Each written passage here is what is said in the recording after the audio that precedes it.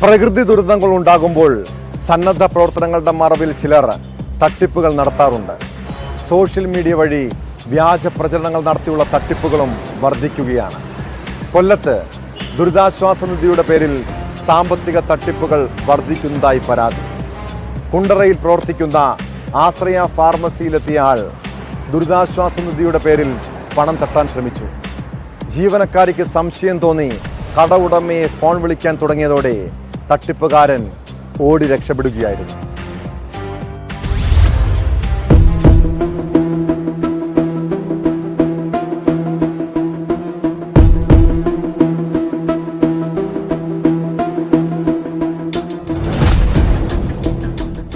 Pharmacy ഉടമ ഇല്ലാത്ത സമയം നോക്കിയാണ് തട്ടിപ്പുകാരൻ സ്ഥാപനത്തിലെത്തിയത്. വയനാട് ദുരന്തത്തെക്കുറിച്ചും ദുരിതാശ്വാസ നിധിയെക്കുറിച്ചും ഇയാൾ ഏറെ നേരം ജീവനക്കാരോട് സംസാരിച്ചു.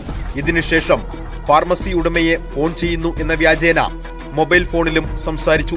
മറ്റൊരു വ്യക്തി 16,000 രൂപ ഫാർമസിയിൽ കൊണ്ടുവരുമെന്നും അത് വാങ്ങിവെക്കണമെന്നും ഉടമ പറഞ്ഞതായി ഇയാൾ ജീവനക്കാരോട് പറഞ്ഞു.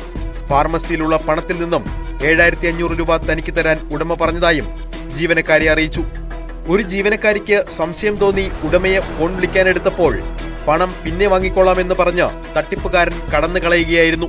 16,000 രൂപ കൊണ്ടൊരു ജെയ്സൺ എന്ന് പറഞ്ഞ ആൾ കൊണ്ടിട്ടാണ് മേടിച്ചു വെക്കണം കേട്ടോ. 16,000 എഴുതി വെച്ചു. ജെയ്സൺ മോളെ ഇവിടെ ക്യാഷ് ആയിട്ട് തന്നെ ഉണ്ടെന്ന്, ഇവിടെ ക്യാഷ് ആയിട്ട് തന്നെ ഉണ്ടെന്ന്, ഇവിടെ ക്യാഷ് ആയിട്ട് തന്നെ ഉണ്ടെന്ന് നോക്കാൻ. ഇവിടെ 7,500 ഉണ്ടോന്ന് നോക്കി. 7,500 ഇരിക്കുന്നു. 7,500 ആയിക്കോട്ടെ. 16,000 രൂപ കൊണ്ടുതരും. അതിൽ നിന്ന് ഇത് കുറച്ചേച്ച് 7,500 ഇങ്ങോട്ട് തരിക. അല്ല ഒരു കാര്യം ശരി കണ്ടോനെ പോയിട്ട് ഒരു മേടിച്ചു വെച്ചാൽ മതി കേട്ടോ. മേടിച്ചു വെച്ചാൽ മതി.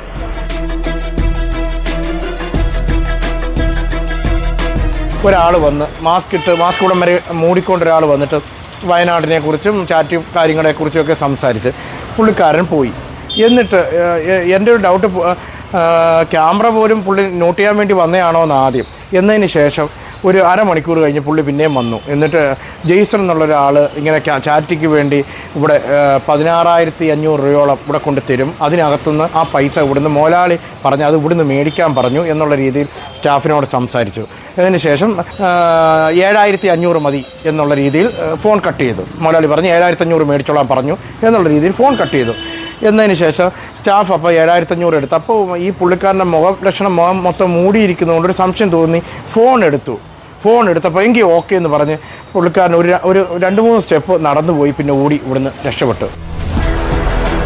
വയനാട് ദുരിതാശ്വാസ നിധിയിലേക്ക് പണപ്പിരിവെന്ന് പറഞ്ഞ നിരവധി സംഘടനകളാണ് സമീപിക്കുന്നതെന്നും ഇക്കാര്യത്തിൽ സർക്കാർ നിയന്ത്രണം ഏർപ്പെടുത്തണമെന്നും ഫാർമസി ഉടമ ആവശ്യപ്പെടുന്നു.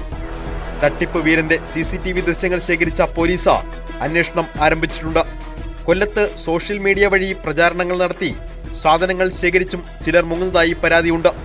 കൊട്ടാരക്കരയിലെ ഒരു വസ്ത്രവ്യാപാര സ്ഥാപനത്തിൽ നിന്നും വയനാട് ക്യാമ്പിലേക്ക് സൗജന്യമായി മുഴുവൻ വസ്ത്രങ്ങൾ നൽകുമെന്ന് പറയുന്ന വീഡിയോ നവമാധ്യമങ്ങളിൽ പ്രചരിച്ചതോടെ 1 വർഷമായി വാടക നൽകാതെയാണ് സ്ഥാപനം പ്രവർത്തിച്ചിരുന്നതെന്ന് കാട്ടി ബിൽഡിംഗ് ഓണർ ഇട്ട കമന്റും സമൂഹ മാധ്യമങ്ങളിൽ ശ്രദ്ധേയമായിരിക്കുകയാണ്. ന്യൂസ് 18 കൊട്ടാരക്കര.